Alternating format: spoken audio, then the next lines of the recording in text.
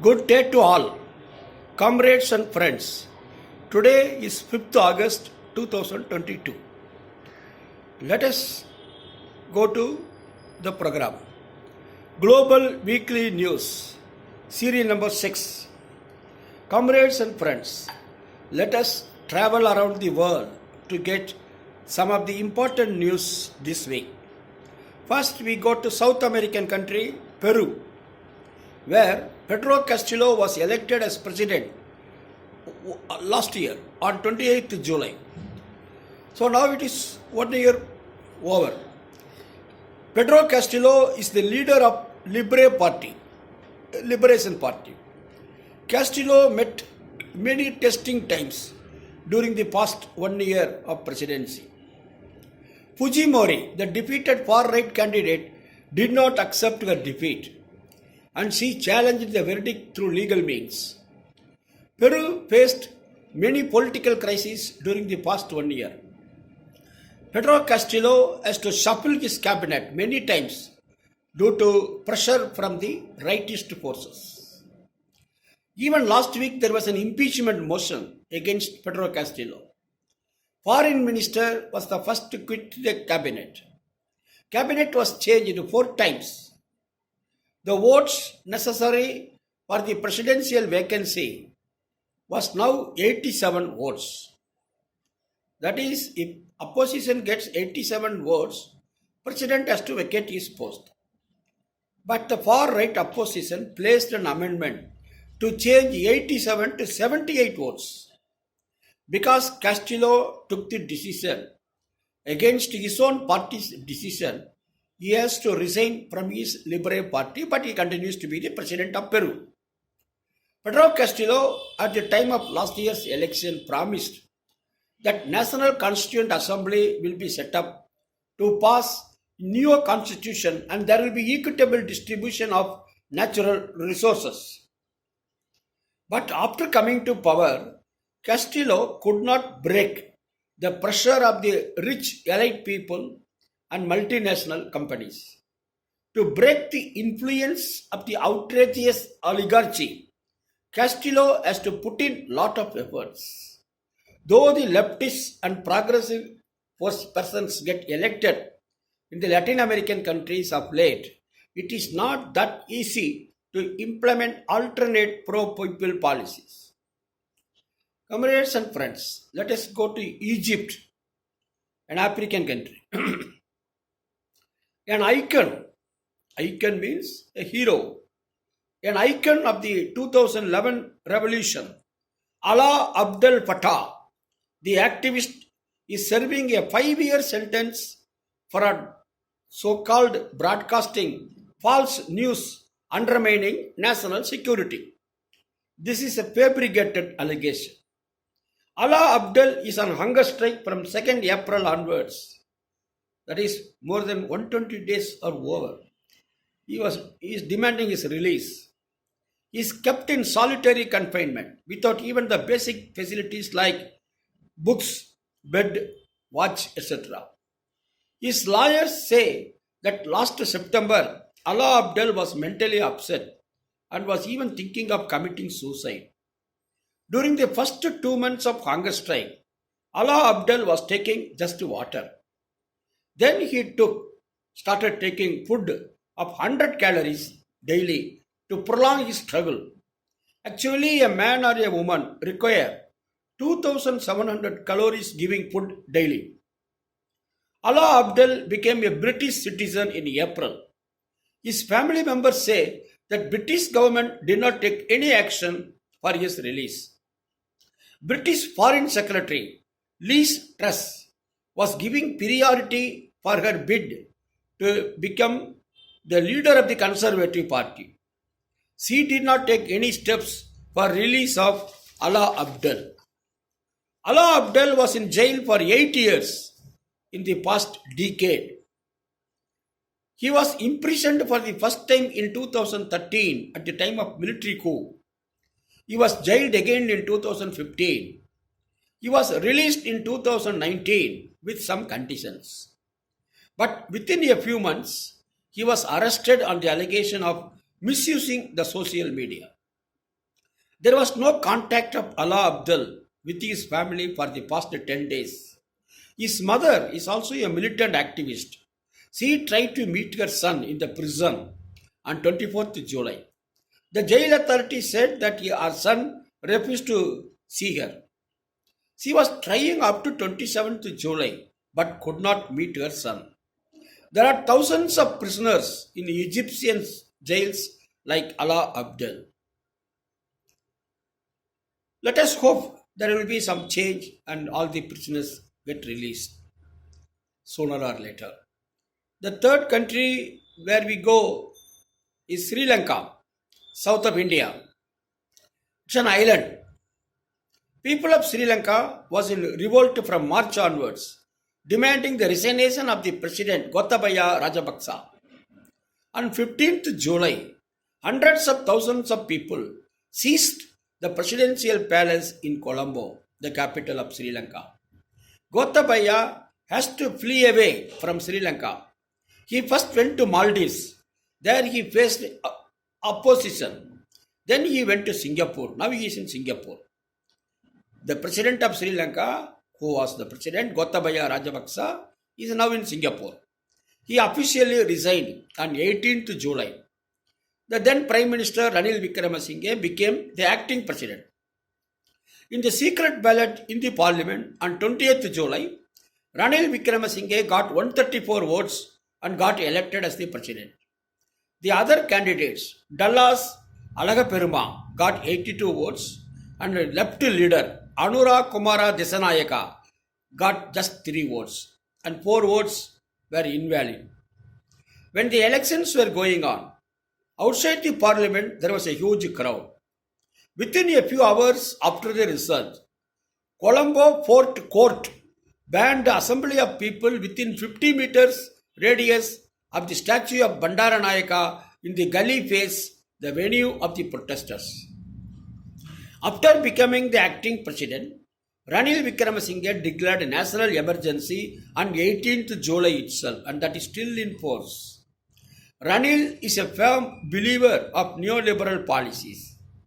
Mahinda Rajapaksa, the elder brother of Gotabaya Rajapaksa, had to resign on 12th May as Prime Minister due to political crisis arising out of anti-government protests.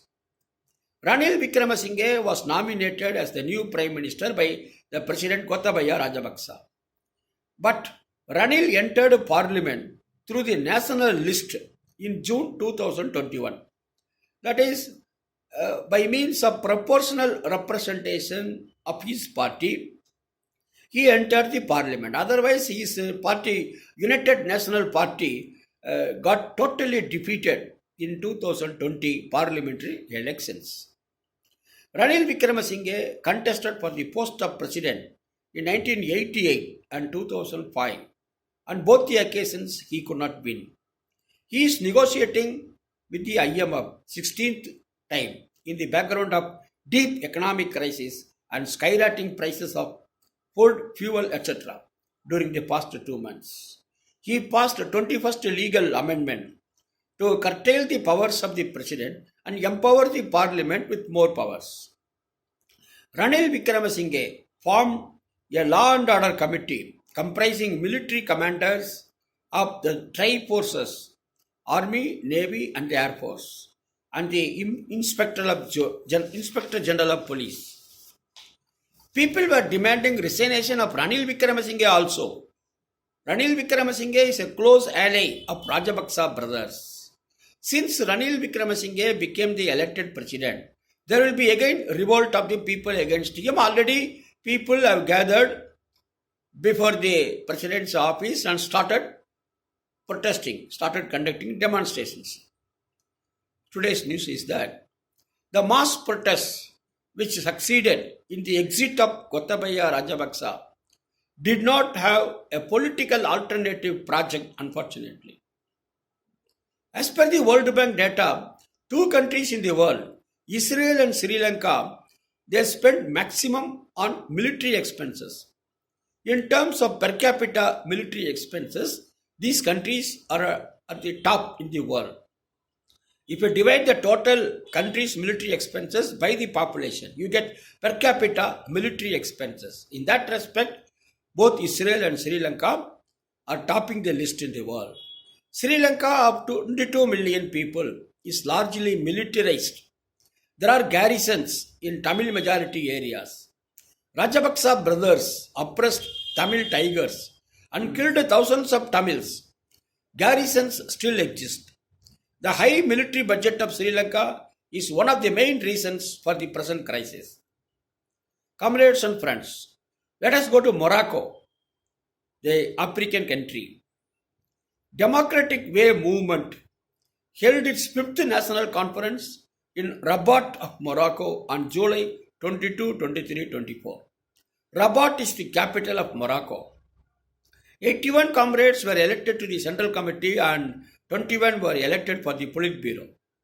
Comrade Jamal Peraja became the new General Secretary. The Workers' Democratic Way Party, a new party that was founded in this 5th National Conference. The party with Marxism-Leninism as the basis was formed. The party will build up working class unity and the regional unity against exploiting, regressing and imperialist forces. The party will be independent party of the working class, fighting for national liberation, democracy and socialism. Democratic Way movement wanted to conduct the conference in a public institution like a university but denied permission. Bar Association of Morocco gave the place for conducting the conference. The new party will protect right to form a trade union and right to strike, etc. The party will oppose anti-labor reactionary laws. The party will renew movements for rights of health, job, decent housing and will fight against price rise. The party will form national level organizations of students, women and the other marginalized sections of people. The party will defend secularism and fight against attempts to have relations with Israel. The party will fight for self-determination of Western Sahara under the control of Morocco. So, the party wants Western Sahara to be a free sovereign country. The party wants an end to Ukraine war. It wants a dissolution of NATO, North Atlantic Treaty Organization, that has to be dissolved. This is what the party says. The party has given a call to stop the plunder and loot of the imperialists in Africa, Latin America and other parts of the world. Democratic Way movement sought government permission to conduct the conference months back. The Home Ministry refused to give permission. Condemning this, there were protests before the Home Ministry office on 18th July. Due to brutal repression by the security forces, many got injured. General Secretary of Democratic Way and Chairman of Moroccan Human Rights Council, they were also attacked. Democratic Way movement had been conducting demonstrations against Morocco's monarchical government and its anti-people policies. Monarchical means the king rule. Other political forces are given permission to conduct their political movements, but not Democratic Way movement. Hope the Democratic Way movement party will get strengthened in due course of time, and there will be social change in Morocco also. Thank you. Comrades and friends, now we are going to West Asian country or Middle East country, Iran. Comrades, United Kingdom, France, Germany, Russia, China and United States of America signed an agreement on nuclear power in 2015 with Iran. As per this agreement, Iran shall use nuclear power only for constructive purposes. Iran shall not make atomic weapons. This is the agreement arrived in 2015. Israel considers Iran as a threat in West Asia. US withdrew from the agreement in 2018, 3 years after the signing of the agreement, when Donald Trump was the president of USA. Joe Biden visited Israel last month in July. He signed an agreement with Israel As per this agreement, Iran will be stopped from manufacture of nuclear weapons. Iran has officially declared that making nuclear weapons is not at all on their agenda. Joe Biden, at the time of presidential elections, he gave a promise to the people of America that the joint agreement with Iran will be renewed. But he did not do that. He did not implement his promise. Indirect talks between USA and Iran, that talks have been going on for the past 1 year. European countries are ready to renew the agreement with Iran.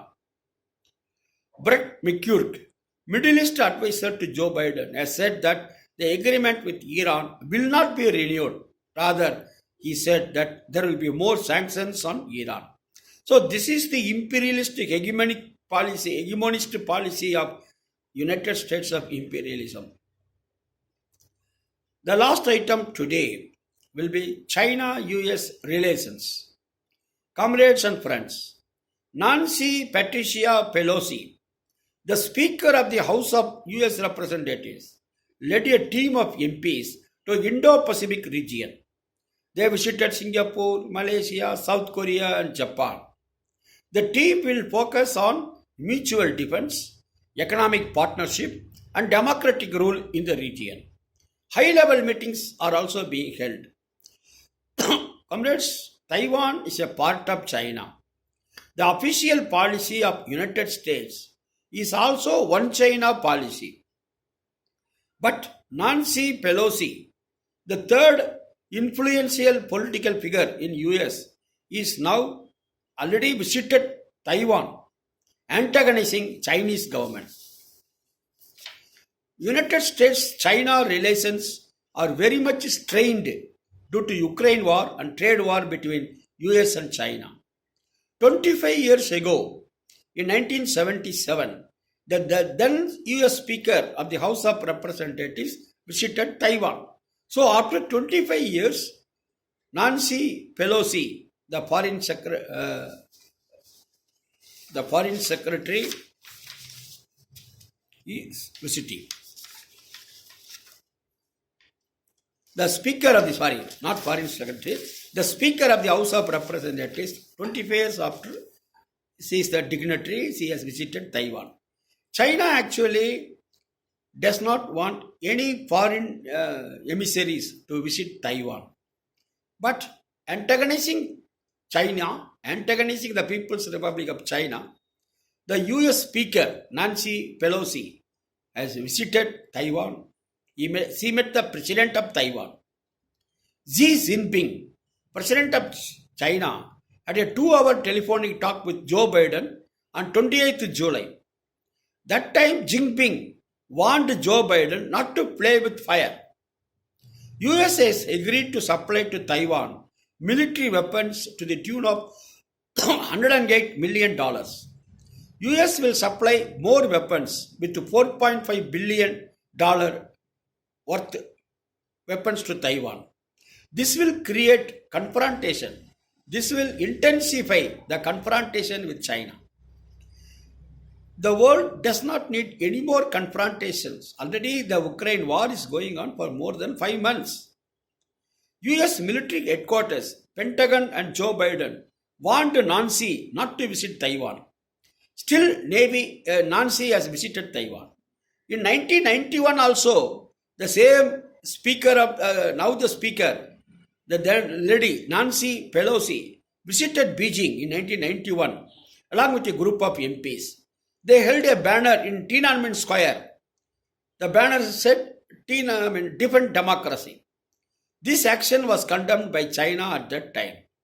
Now, comrades and friends, Russia-Ukraine war is continuing for more than 5 months.